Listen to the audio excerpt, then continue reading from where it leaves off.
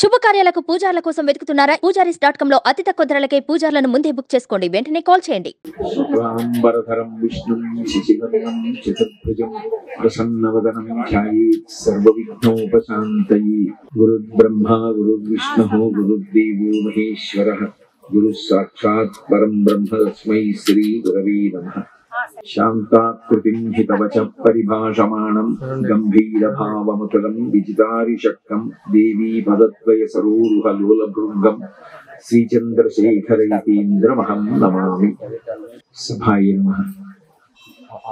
సత్యవాణి గారు నా గురించి చదువుతూ బోలెడన్ని విషయాలు చెప్పారు. ముక్కు చీమిడి కారిపోతున్నా, కళ్ళు పుసిడి కట్టున్నా, జ్వరం వచ్చినా, ఎంత నల్లగా ఉన్నా, ఎంత అందవికారంగా ఉన్నా తల్లికి కొడుకు కొడుకే. నా బంగారు కొండ, నా వజ్రాల రాశి అంటూ మిగిలిన వాళ్ళు నవ్వుతారు. వాడు బంగారు కొండ ఏమిటి, వజ్రాల రాశి ఏమిటి అని.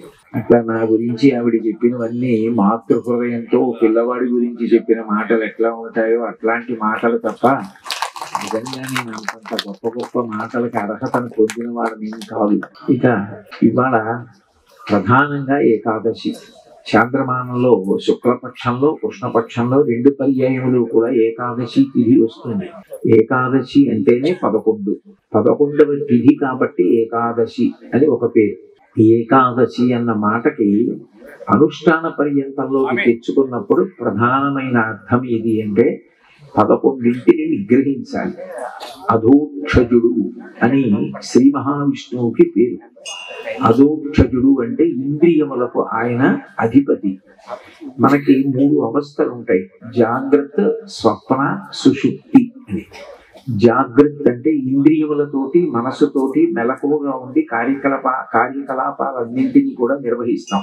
స్వప్నావస్థ అంటే నిద్రపోతూ ఉంటాడు కానీ ఇంకా గాఢ నిద్రలోకి వెళ్ళలేదు. కాబట్టి మనసు ఆత్మలోకి ప్రవేశించకుండా స్వయంగా ఇంకా తనంత తాను సృష్టి చేస్తూ ఉంటుంది. అందుకని కాశీ కనపడుతుంది, విశ్వనాథలింగం కనపడుతుంది, వెంకటాచలం కనపడుతుంది, ఏదో పని మీద వెళ్ళినట్టు ఉంటుంది, భయం కలుగుతుంది, ఎవరో దొంగల మీద పడ్డట్టు అనిపిస్తుంది, అన్నీ కలుగుతూ ఉంటాయి. అది స్వప్నావస్థ. అక్కడ మనసు ఇంకా తెలివిగా ఉంది. 3వ దాన్ని సుషుప్తి అంటారు. సుషుప్తి అంటే ఇంకా అక్కడ మనసు మెలకువగా లేదు. ఆ మనసు మెలకువగా ఉండకుండా ఆత్మలోకి ప్రవేశించినటువంటి స్థితి. ఇంకా అక్కడ ఆత్మ ఒక్కటే ఉంది కానీ జ్ఞానము చేత తెలుసుకోలేదు. గాఢ నిద్ర, అది సుషుప్తి. ఇందులో మనం కార్యకలాపాలన్నింటినీ నిర్వహించాలి అంటే, వివిధ పనులు చెయ్యాలి అంటే ప్రధానంగా ఇంద్రియములు మనసు తెలివిగా ఉండాలి. ఈ ఇంద్రియములు మనసు తెలివిగా ఉన్నటువంటి స్థితికి జాగ్రత్త అని పేరు. అందుకే ఉదయం తెలివి రాగానే శ్రీహరి శ్రీహరి శ్రీహరి అని 3 మాటలు అన్న తర్వాత నిద్రలేస్తాడు. ఎందుకనంటే ఇంద్రియములకు ఆయన అధిపతి కనుక. ఇంద్రియములు 10, జ్ఞానేంద్రియములు 5, కర్మేంద్రియములు 5. కన్ను, ముక్కు, చెవి, నాలుక, చర్మము ఇటువంటి జ్ఞానేంద్రియములు 5. కాళ్ళు, చేతులు మొదలైనటువంటివి కర్మేంద్రియాలు 5. ఈ 5, 5, 10. 11వది మనస్సు. ఈ మనస్సు ఏం చేస్తూ ఉంటుందంటే ఈ ఇంద్రియముల ద్వారా సమస్త సుఖములను అనుభవిస్తూ ఉంటుంది. ఇంద్రియముల ద్వారా తెలుసుకుంటుంది కాబట్టి వాటికి జ్ఞానేంద్రియములని పేరు. కంటితో చూసి ఆయన ఫలానా అని గుర్తుపడతాం. అందుకని తెలుసుకుంటోంది కాబట్టి కన్ను జ్ఞానేంద్రియం. వాసన తెలుసుకోవడానికి ఉపకరిస్తోంది కాబట్టి ముక్కు జ్ఞానేంద్రియం. రుచి తెలుసుకోవడానికి ఉపయోగిస్తోంది కాబట్టి నోరు జ్ఞానేంద్రియం. స్పర్శ తెలుసుకోవడానికి పనికొస్తోంది కాబట్టి చర్మము జ్ఞానేంద్రియం. అట్లా తెలుసుకుంటూ ఉన్నాయి కాబట్టి వీటికి జ్ఞానేంద్రియములని పేరు. ఈ జ్ఞానేంద్రియములు తెలుసుకోవడానికి పనికొస్తే పనులు చేయడానికి కర్మేంద్రియాలు పనికొస్తాయి. ఈ జ్ఞానేంద్రియాలు కర్మేంద్రియాలు ఎప్పుడూ కూడా సుఖాన్నే కోరుకుంటూ ఉంటాయి. అవి శాస్త్రమునకు కట్టుబడి అనుభవిస్తున్నామా, శాస్త్రమునకు కట్టుపడకుండా అనుభవిస్తున్నామా అన్న దానితో ఇంద్రియాలకి మనసుకి సంబంధం ఉండదు. ఎప్పుడు మనసు కోరేది ఏంటంటే నాకు సుఖంగా ఉండాలి, నాకు సంతోషంగా ఉండాలి. దానికి పాపకర్మ అని ఒక విభాగం ఉంటుంది. పాపకర్మ అంటే ఈశ్వరుడు చెయ్యవద్దు అన్న పని. ఈశ్వరుడు చెయ్యవద్దు అన్న పని చేయవలసిన అవసరం ఏముంది? చేయకుండా మానేస్తే పోతుందిగా. అంటే చెయ్యకుండా మానేయండి అన్న పని చెయ్యడానికి ఉత్సాహం ఎందుకు కలుగుతుందంటే, అట్లా చేసినప్పుడు ఇంద్రియాలకి మనసుకి కొంత మేత ఉంటుంది. అంటే ఏదో ఇంద్రియాలకి కొంత సుఖం ఉంటుంది, మనస్సుకి కొంత సుఖం ఉంటుంది. అట్లా కంటికి చూడడానికి ఏదో సంతోషంగా ఉంటుంది, చెవికి వినడానికి ఏదో సంతోషంగా ఉంటుంది, చర్మానికి ఏదో ముట్టుకోవడానికి సంతోషంగా ఉంటుంది. అది శాస్త్రం ఒప్పుకుందా? భగవంతుడు సంతోషిస్తాడా అట్లాంటి పనులు చేస్తే? అన్నదానితో సంబంధం లేకుండా ఆ సుఖం కోసం అని చెప్పి ఆ పని చెయ్యాలని తాపత్రయపడతాడు. అంటే పాపము చెయ్యాలి అంటే ఒక ఆసక్తి కలగాలి అంటే ఒక సుఖం ఉండాలి. అది శాస్త్రము, దైవము, గురువు వద్దన్న పని చేయించడానికి ఇంద్రియాలకు మేత ఉంటుంది. అందువల్ల పాపము చేస్తారు. వీటి నుంచి తిప్పడానికి ప్రయత్నం చేయడానికి ఏకాదశి అని పేరు. 5 జ్ఞానేంద్రియాలని 5 కర్మేంద్రియాలని మనసుని వెనక్కి తిప్పాలి. పాపము వైపుకి వెళ్లకుండా తనని తాను పరిశీలించుకునేటటువంటి రోజుకి ఏకాదశి అని పేరు. అందుకే ఈ లోకంలో దుర్లభమైనవి ఏవి అంటే 3 ఉన్నాయి అంటారు. స్వామి పుష్కరిణి స్నానం, సద్గురు పాదసేవనం, ఏకాదశి వ్రతం త్యాపి త్రయం అత్యంత దుర్లభం. ఏకాదశి వ్రతం చాలా చాలా కష్టము అనడానికి గుర్తు ఏమిటంటే, ఏకాదశి వ్రతము అన్న మాటకు అర్థం ఏమిటంటే మిమ్ములను మీరు పరిశీలించుకుంట. మనిషి బయట ఉన్న విషయాలన్నీ పరిశీలించడానికి ఇష్టపడతాడు కానీ తనని తాను పరిశీలించుకోవడానికి ఇష్టపడడు. ఇష్టపడకుండా పాపాన్ని చేసి చేసి చేసి చేసి ఆ పాపము వలన మరణిస్తాడు. రావణాసురుడు రామరావణ యుద్ధంలో మరణించాడు. మండోదరిని యుద్ధభూమికి తీసుకొచ్చారు పల్లకీలో. నీ భర్త యొక్క శరీరాన్ని చూడమని. ఆవిడ యుద్ధభూమికి వచ్చింది. అక్కడే రామచంద్రమూర్తి, లక్ష్మణస్వామి, హనుమ వాళ్ళు నిలబడి ఉన్నారు.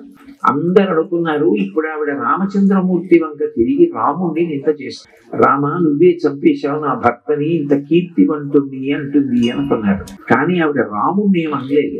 రావణాసురుణ్ణి ఉద్దేశించి ఆవిడ ఒక మాట అంది. ఇంద్రియాణి పురాజిత్వా జితం త్రిభువనంత్వయ స్మరద్భిరివ తద్వైరం ఇంద్రియై రేవవిజితః అంది. ఇక పూర్వం నువ్వు తపస్సు చేశావు. ఆ తపస్సు చేసినప్పుడు నిజానికి నువ్వు ఇంద్రియాలను గెలవలేదు. బలవంతంగా ఇంద్రియాల్ని కొంతకాలం తొక్కి పెట్టావు. ఒక పాము అలా వెళ్ళిపోతుంది అనుకోండి, త్రాచుపాము. నేను కంగారు పడిపోయి అటు ఇటు కదిలిపోవడంలో దాని పడగ దగ్గర కాలేశాను అనుకోండి, ఇప్పుడు అది కాటు వేయలేదు నన్ను. ఎందుకంటే దాని పడగ ఎత్తాలంటే నేను కాలు తీయాలి. నేను కాలు ఎప్పుడు తీస్తానా అని పాము చూస్తూ ఉంటుంది. నేను కాలు తీస్తే కరుస్తుందని కాలు తీయకుండా ఉండడానికి నేను చూస్తూ ఉంటాను. కానీ ధైర్యంగా మాత్రం కాలు పెట్టి ఉండను. ఎందుకంటే అది వెనక తోటతోటి శరీరంతో నన్ను చుట్టి ఎంత భయం వల్ల నేను కాలు తీసేస్తానా కరుద్దామని అది చూస్తుంటుంది. ఇంద్రియాల్ని బలవంతంగా నిగ్రహించడం అన్నది అటువంటి పని. ఒకప్పుడు రావణ, నువ్వు తపస్సు చేశావు, చేసి బలవంతంగా ఇంద్రియాల్ని నిగ్రహించావు. ఏదో కొంతకాలం పాటు కన్నుకి చూడాలని ఇష్టం ఉన్నా పాపకర్మల వైపుకి చూడకుండా, వినకూడనివి వినాలనున్నా వినకుండా, ముట్టుకోకూడనివి ముట్టుకోకుండా కొంతకాలం నిన్ను నువ్వు నిగ్రహించుకున్నావు. కానీ అవి ఏం చేసాయి? నువ్వు బలవంతంగా మమ్మల్ని నిగ్రహించావన్న ఉద్దేశ్యంతో పగపట్టే. కాలు తీయగానే పాము ఎలా కలు చేస్తుందో అట్లా ఆ ఇంద్రియాలు నిన్ను కాట్లు వేసాయి. ఆ కాట్లు వేయడంలో నీకేమైందంటే, నాలో లేని అందం సీతమ్మలో ఉన్నట్టు కనపడిందిరా పిచ్చాడా. నిజానికి బంగారు పాత్రలో పాయసం తాగినా ఒకటే, రాగి పాత్రలో పాయసం పోసుకొని తాగినా ఒకటే. పాత్ర వలన రుచి రాదు, పాయసం వలన రుచి. నీ ఇంద్రియములు నిన్ను కాట్లు వేసేసాయి. నీ ఇంద్రియముల చేతిలో చచ్చిపోయావు తప్ప రాముడు చంపడం ఏంట్రా? తెలివితో వీళ్ళందరూ రాముడు చంపాడు అంటున్నారు. నీ ఇంద్రియాల చేత నువ్వు చచ్చిపోయావన్నారు. ప్రహ్లాదుడు హిరణ్యకశిపుడితో మాట్లాడుతూ అంటాడు, లోకములన్నీ గెలిచినాడవు, ఇంద్రియానీకము చిత్తమును గెలువనేరవు, నిన్ను నిబద్ధు చేయు భీషణ శత్రులార్గుర ప్రభిన్నుల చేసిన ప్రాణికోటిలో నీకు విరోధి లేడొకడు నేర్పున చూడుము దానవేశ్వర అంటాడు. నాన్న లోకాలన్నీ గెలిచానంటావు, నీ ఇంద్రియాలని నువ్వు గెలిచావా? చూడకూడనది ఒకటి కనపడితే చూడకుండా నిన్ను నువ్వు నిగ్రహించుకోగలవా? ఇది వినకూడదు అని తెలిసినప్పుడు అది వినకుండా నువ్వు నిగ్రహించుకోగలవా? ఇది ముట్టుకోకూడదు అన్నప్పుడు ముట్టుకోకుండా నిన్ను నువ్వు నిగ్రహించుకోగలవా? ఇది తినకూడదు అన్నప్పుడు తినకుండా నిన్ను నువ్వు నిగ్రహించుకోగలవా? ప్రాథమిక స్థాయిలో అసలు ఇంద్రియములు అట్లా ప్రవర్తించకుండా నిగ్రహించుకోగలిగితే చాలా చాలా గొప్ప. ఇంద్రియాణి బలిష్టాని ననియుక్తాని మానద అపక్వస్య ప్రకుర్వంతి వికారాం స్థాననేకశః అంటాడు వ్యాసుడు దేవి భాగవతంలో. ఈ లోకంలో అన్నిటికన్నా బలమైనవి అంటే ఇంద్రియములే. వాటిని నిగ్రహించడం అంత తేలిక విషయం కాదు, చాలా చాలా కష్టం వాటిని నిగ్రహించడం. అంత గొప్పగా విజృంభించి వెళ్ళిపోతాయి. భగవంతుడు అశ్వవాహనం మీద పెడతాడు, గుర్రాలు పూంచిన రథం మీద పెడతాడు. అశ్వములు దేనికి సంకేతం అంటే ఇంద్రియాలకు సంకేతం. అవి విచ్చలవిడిగా పరుగులు తీస్తాయి, లాగేస్తాయి మనిషిని. ఆ సుఖం కోసం ఎప్పుడు ఇష్టం వచ్చినట్టు తిరుగుతాడు. భగవంతుడు అంటాడు, నీకు నేను కన్నిచ్చింది, నీకు నేను చెవినిచ్చింది, నీకు నేను ముక్కునిచ్చింది, చర్మాన్నిచ్చింది, నాలుకనిచ్చింది, కాళ్ళు చేతులు ఇచ్చింది, లోపల చైతన్యంగా ఉండి పనిచేస్తున్నది. ఇన్ని కోట్ల జన్మల తర్వాత మనుష్య జన్మ పొందావు, మంచి చెయ్యమని నీకు ఇచ్చాను. నువ్వేం చేస్తున్నావు? కేవలం ఈ 5 ఇంద్రియముల యొక్క సుఖములకు పతనం అయిపోతున్నావు. మీకు నేను ఒక్క ఉదాహరణ చెప్తే దీర్ఘ ప్రసంగం చేయక్కర్లేదు, మీరు చాలా తేలిగ్గా ఏకాదశి గురించి పట్టేసుకుంటారు. భగవంతుడు ఏదో ఒక తిథిని నిర్ణయించి, ఈ తేదీన ఉదయం 11 గంటల నుంచి 12 గంటల వరకు మీ ఇంద్రియములు పనిచేయవు, కానీ మీ అందరూ అట్లాగే ఉంటారు, ప్రాణములకు ఏమీ ఇబ్బంది ఉండదు. 5 ఇంద్రియములు మాత్రం 1 గంట పని చెయ్యవు అన్నాడు అనుకోండి. జ్ఞాపకం పెట్టుకోండి, సుఖము దుఃఖము అన్న 2 మాటలు ఉండవు. ఆ 2 మాటలు ఎందుకు వచ్చాయంటే, ఖ అంటే సంస్కృతంలో ఆకాశం, సు అంటే మనకు బాగుంటే సుఖం. నల్ల మబ్బి వేసింది అనుకోండి, బయట ప్రవచనం పెట్టుకున్నారనుకోండి దుఃఖం. ఇది ఇప్పుడే పెద్ద వర్షం వచ్చేస్తోంది, ఆకాశం మబ్బేసింది, వాన తగ్గేటట్లేదు. వాన లేక లేక లేక లేక ఎదురు చూస్తున్నటువంటి రైతుకి ఖా పక్కన సుఖం, ఒకటికి ఒకటికి ఖా మాత్రం అంతే, దానికి ఏం మార్పు లేదు, అది అలాగే ఉంటుంది.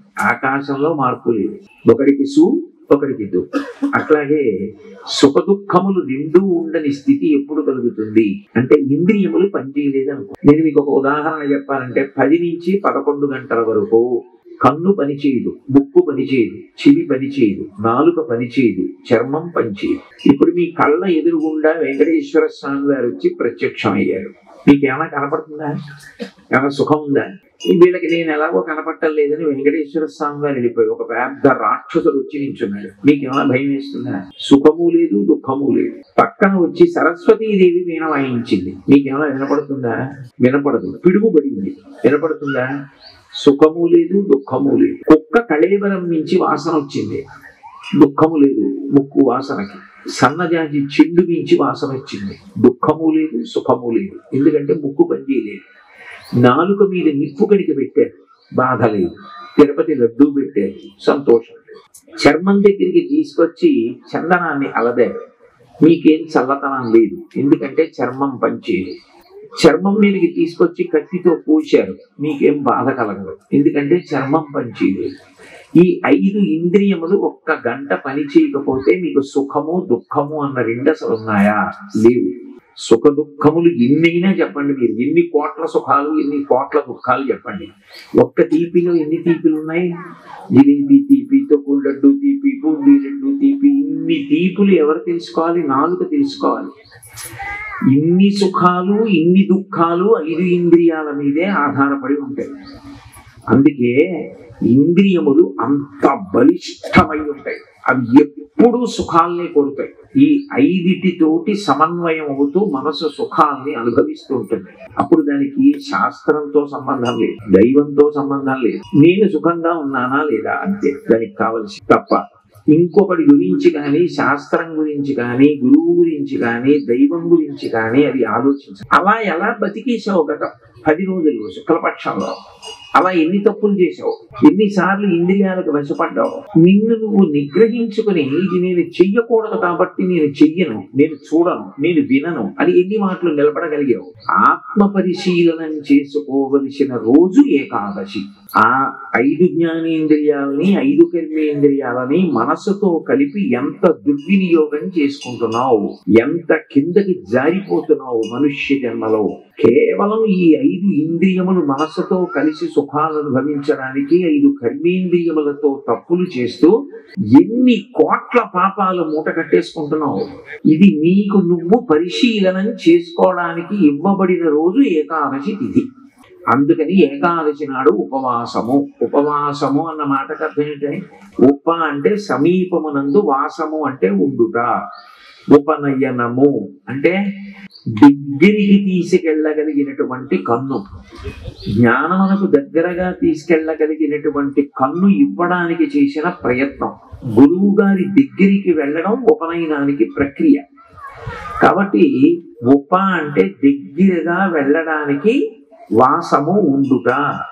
ఎక్కడికి దగ్గరగా వెళ్ళడానికి అంటే దేని యందు కలిసిపోదాం అనుకుంటున్నావో దానికి దగ్గరగా ఉండడానికి ప్రయత్నం చేస్తావు. అంటే ఏకాదశి నాడు ఏం చేస్తావు? ఏ ఇంద్రియాలు అదుపు తప్పాయో ఆ ఇంద్రియాలని నిగ్రహిస్తారు. కంటితో భగవద్రూపాన్నే చూస్తారు. అంటే ఓ దేవాలయానికి వెళ్తారు, ఓ పూజా మందిరంలో కూర్చుంటారు, ఓ రామాయణం చదువుకుంటారు, భారతం చదువుకుంటారు, పారాయణ చేసుకుంటారు, ఓ విష్ణు సహస్రం చదువుకుంటారు, లలితా సహస్రం చదువుకుంటారు. మళ్ళీ అక్కడ కూడా ఏకాదశి నాడు విష్ణు సహస్రం చదవాలా, లలితా సహస్రం చదవాలా, 3 ఒత్తులు ఇయ్యాలా, 1 ఒత్తి ఇయ్యాలా, ఈ అల్లర్లు ఉండవు. భగవంతుడి గురించి తాపత్రయపడ్డావా? కంటితో చూస్తున్నావా? కంటితో భగవంతుడికి దగ్గరగా ఉన్నావా? చెవితో ఈశ్వర సంబంధమైనవి వింటున్నావా? ముక్కుతో ఈశ్వర సంబంధమైనవి పీలుస్తున్నావా? ఆయనకి వేసిన ధూపం, ఆయనకి సమర్పించినటువంటి పువ్వులు వాసన చూడటం, వాసన చూచినది ఆయన యొక్క అనుగ్రహంగా, ఆయన ప్రసాదంగా అనుభవిస్తున్నావా? ఏదైనా తింటే ఆయన ప్రసాదంగా నోట్లో వేసుకుంటున్నావా? ఏకాదశి ఉపవాసము అంటే ఆ రోజంతా కూడా అభ్యాసం చేస్తారు. ఇంద్రియములను భగవంతుని యొక్క అనుగ్రహంగా వాడుకోవడం సాధన చేస్తారు. చేసి ఏకాదశి నాడు నేను చేసిన సాధన ఏదుందో దాన్ని కొనసాగిస్తాను, ప్రతిరోజు అట్లాగే ఉండడానికి ప్రయత్నిస్తాను. అప్పుడు ఏమవుతుంది? కొన్నాళ్ళు మాట వింటాయి ఇంద్రియాలు, ఆ తర్వాత ఏం చేస్తాయి? నువ్వు ఇలాగే చెప్తావు, మేము చూడకుండా ఉండలేమంటాయి. అప్పుడు ఏం చేస్తారంటే ఇంద్రియములతో మొదలు పెట్టి మనస్సు వైపుకి పెడతారు. వెళ్ళి మనసు వికారం పొందడం మానేసింది అనుకోండి, ఇంద్రియం తను చేయవలసింది చేసినా దాని ఎందు తప్పేముండదు, దాని ఎందు దోషం రాదు. నేను మీకు తేలికగా ఒక ఉదాహరణ చెప్పాలి అంటే, ఇప్పుడు ఈ సభలో ఇంతమంది స్త్రీలు కూర్చుని ఉన్నారు. నేను మాట్లాడుతున్నప్పుడు వాళ్ళందరి వంక చూస్తున్నాను అనుకో. నా మనసులో నేను ప్రతిరోజు ఉదయం నేను గాయత్రీ జపం చేసేటప్పుడు ఏ అమ్మవారిని చూస్తుంటానో, ఏ అమ్మని ధ్యానం చేస్తానో, ఆ తల్లి సహస్రశీర్షవదన, అనంతమైన తలలు కలిగిన తల్లి. రోజు నువ్వు జపం చేస్తున్నావు కదా, నీకు నేను అనంతమైన తలలతో ఇవాళ దర్శనమిస్తానని మా అమ్మే ఇన్ని ముఖాలతో ఇక్కడ కూర్చుంది అని నేను మనసులో భావన చేశాను అనుకోండి. కన్ను చూసినా కన్ను వికారం పొందదు. అదే సుందర. హనుమ సీతమ్మని వెతుకుతూ రావణాసురుడి మందిరంలోకి వెళ్ళినప్పుడు ఎందరో స్త్రీలని చూశారు. పైగా చూడబడిన స్త్రీలు నచాకులీనా నచకీన రూపా నదక్షిణానానుపచారయుక్త భార్యా భవత్తస్య నహీన సత్వా నచాపి కాంతస్య నకామనీయ అంటారు మహర్షి. అన్యోన్య భుజ సూత్రీణ స్త్రీమాలా గ్రహితా హిసా అంటారు. ఋషివాక్యములు అని ఎంతో మర్యాదతో ఉంటుంది కావ్య భాష. ఒకరి ఒంటి మీద ఉండవలసిన బట్ట వేరొకరి ఒంటి మీద ఉంది అన్నారు. అంటే ఒంటి మీద బట్ట కూడా సరిగ్గా లేని వాళ్ళని అంతమందిని చూశారు. అంతమందిని చూశారు. వాళ్ళందరూ గొప్ప సుందరాంగులు, వాళ్ళందరూ దేవతా స్త్రీల వంటి వారు. అటువంటి వారిని చూసి బయటకు వచ్చారు.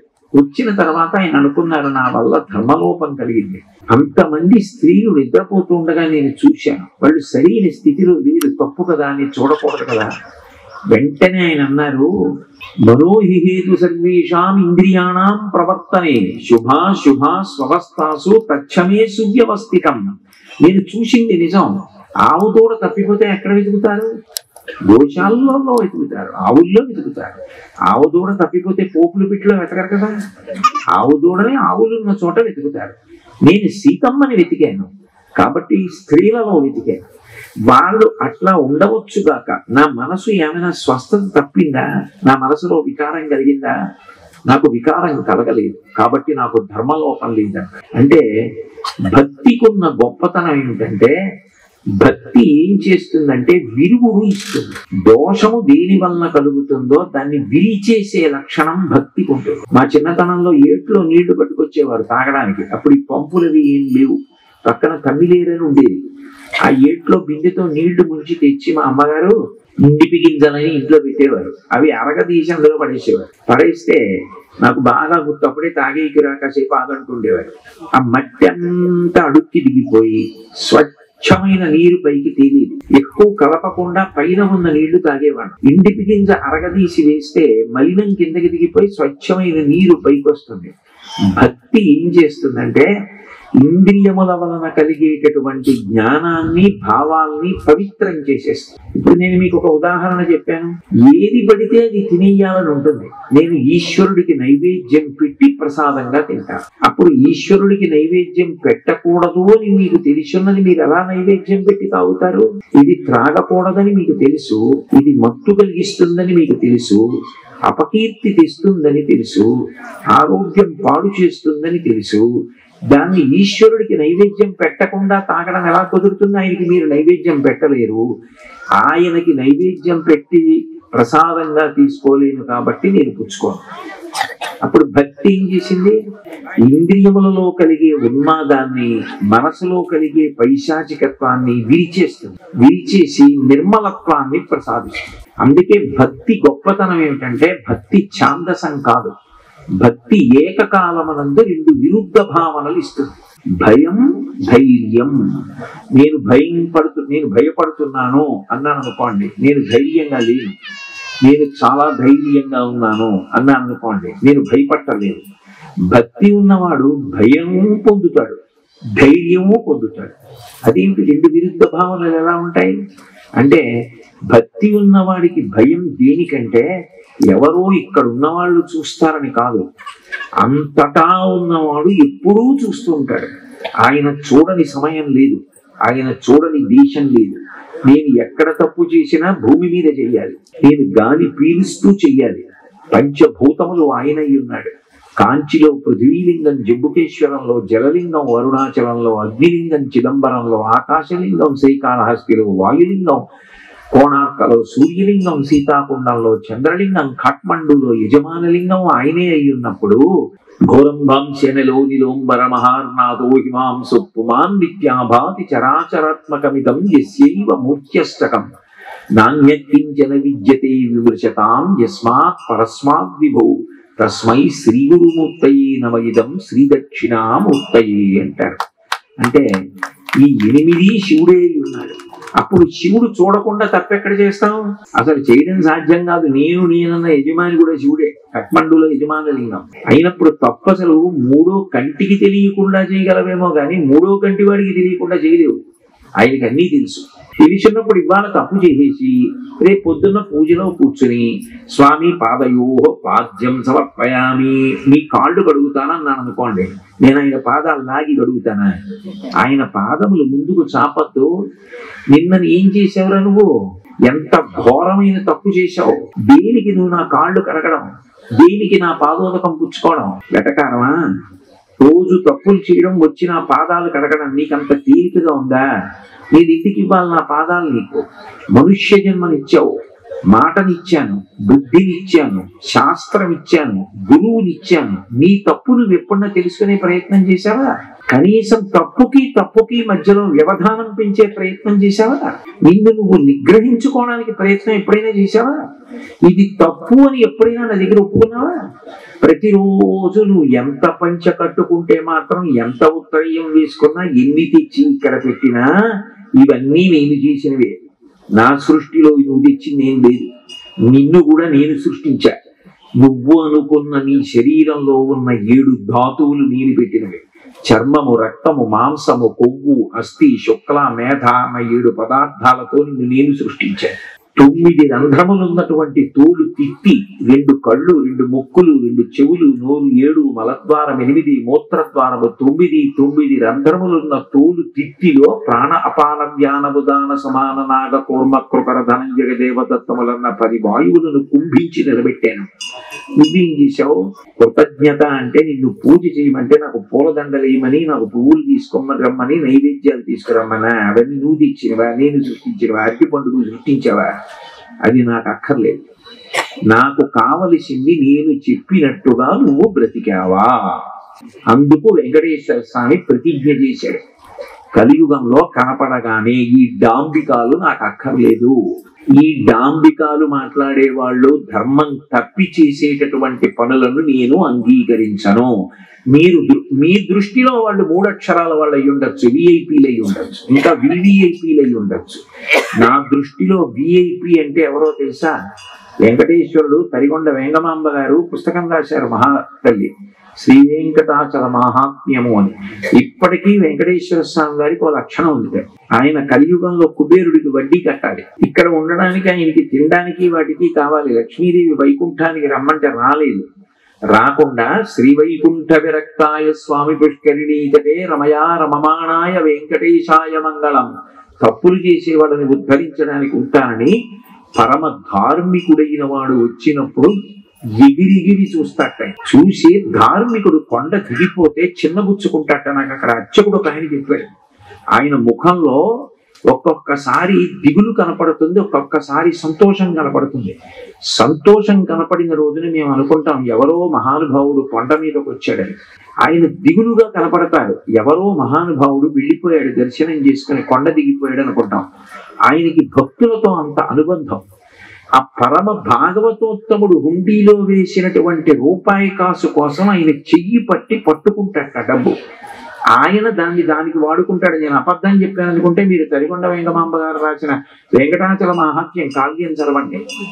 అది ఆయన ఊగుతూ ఉండగా ఆవిడే చెప్పినటువంటి కావ్యం, వెంకటేశ్వరుడు ఆమోదించిన కావ్యం అది. కాబట్టి స్వామి సంతోషించేది దేనికి? ఏకేన తులసి మాత్ర దళేనాపి నరోత్తమా పూజయే భక్తిభావేన తం రక్షామితి మద్మనః.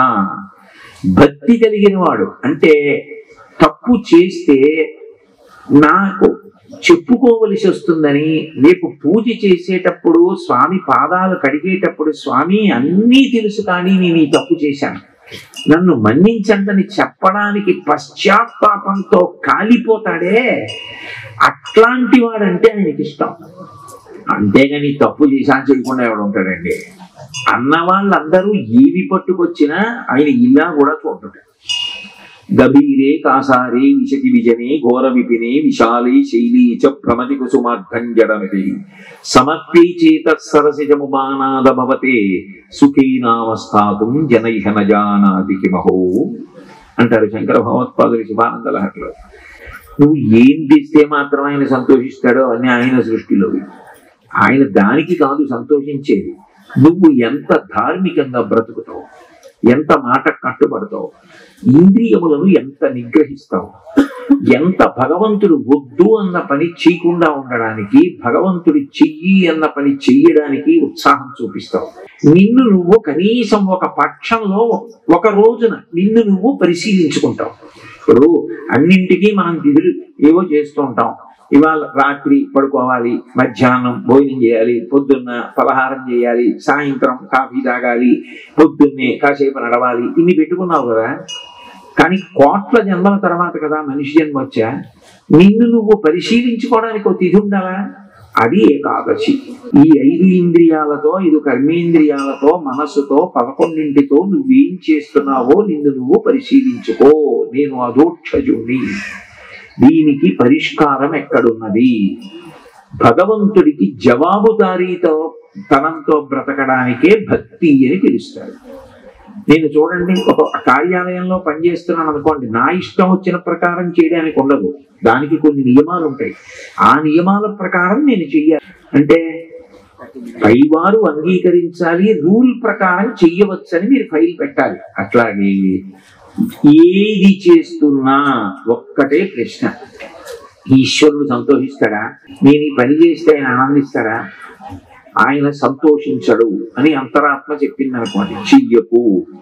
చెయ్యకుండా ఉండడానికి నిగ్రహం పొందడమే భక్తి. ఆయన్ని ఎదురుగుండా ఉన్నాడా? లేడుగా. మరి ఎలా నమ్ముతున్నావు ఉన్నాడు ఆయనకి నేను వశపడాలని?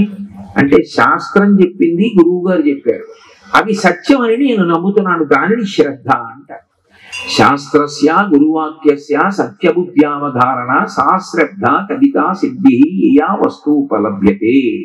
అందుకే మిగిలిన పూజలు మిగిలిన వ్రతాలు చాలా చాలా గొప్పవి అని వాక్యంలో చెప్పినా దుర్లభము, ఇది చెయ్యడం చాలా కష్టం, అసలు ఎవరూ కూడా చెయ్యడానికి సాధ్యమైనది కాదు, అంత తేలిక కాదు అన్న మాట అనరు.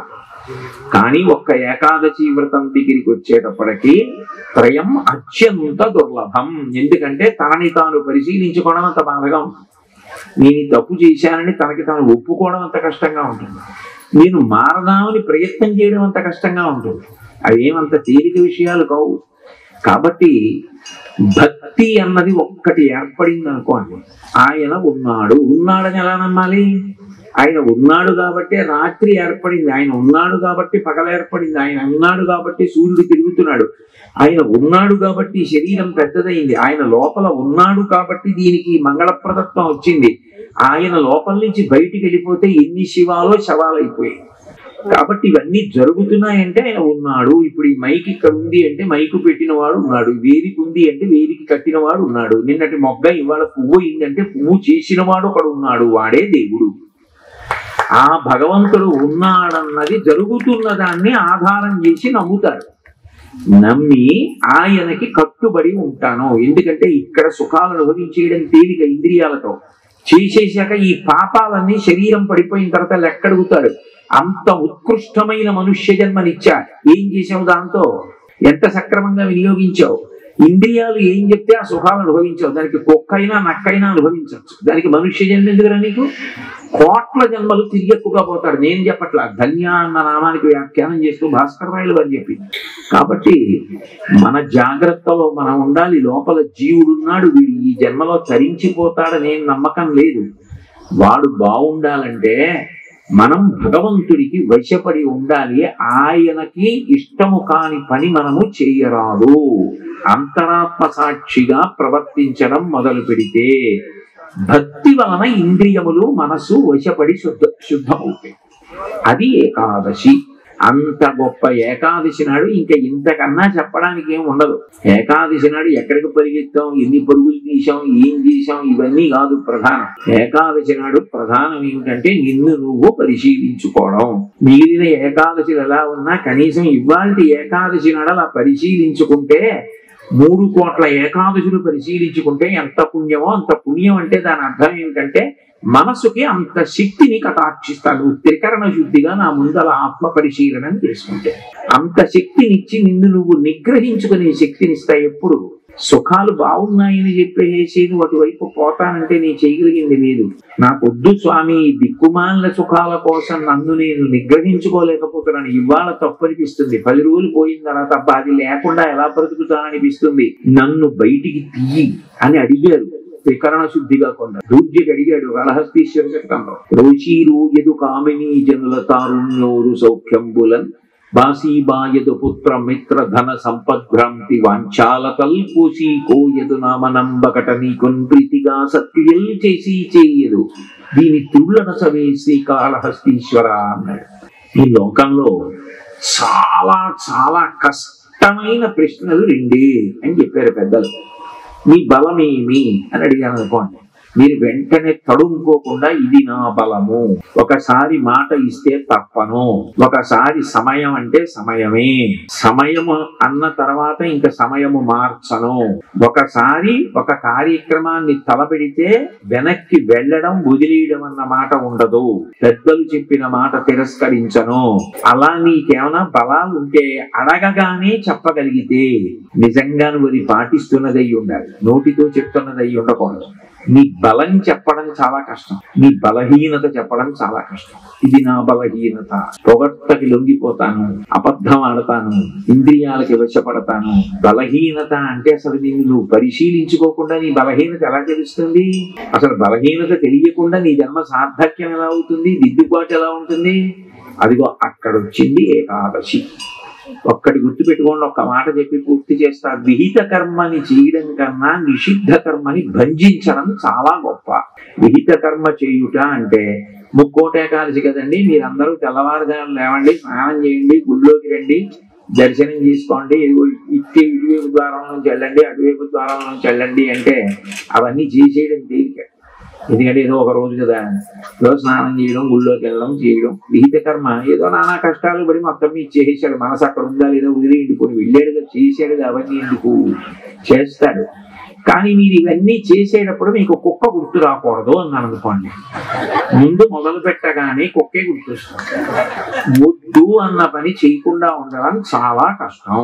ఏకాదశి నాడు వద్దన్నవి ఎన్ని చేస్తున్నావు ఆలోచించుకొని ఇక పైన చేయకుండా నిన్ను నువ్వు దిద్దుకోవడం ఏకాదశి.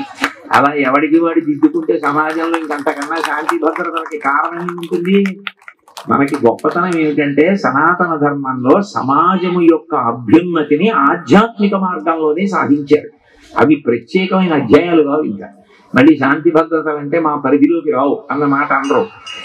ఏదైనా ఆధ్యాత్మికతలో ఒదిగిపోతుంది, అన్నీ దాని ద్వారానే సాధిస్తారు. అందుకని భక్తి వైభవం ఏంటి అంటే ఏకాదశి ప్రయోజనము భక్తి ద్వారానే సాధింపబడుతుంది. ఇంకా ఏకాదశి నాడు ఇంతకన్నా వినడానికి ఏముంది? ఇంకా ఎంత చెప్పినా దీన్నే విస్తరించాలి. ఎప్పుడు విస్తరించాలి? చెప్తే పట్టుకోలేకపోయే వాళ్ళు సభలో ఉంటే బాగా బాగా ఉదాహరణలు చెప్పి విస్తరించి చెప్పాలి. చెప్పేవాడి కన్నా తెలియని వాళ్ళు సభలో వింటుంటే ఇంక ఇంతకన్నా చెప్పడం ఎందుకు? తెలియని వాళ్ళల్లా విని నా చేత చెప్పించి ఏకాదశి నాడు నాకు ప్రయోజనం చేశారని నమస్కారం చేసి కూర్చోవాలి. ఇప్పుడు నేను అదే చెయ్యాలి. కాబట్టి స్వస్తి.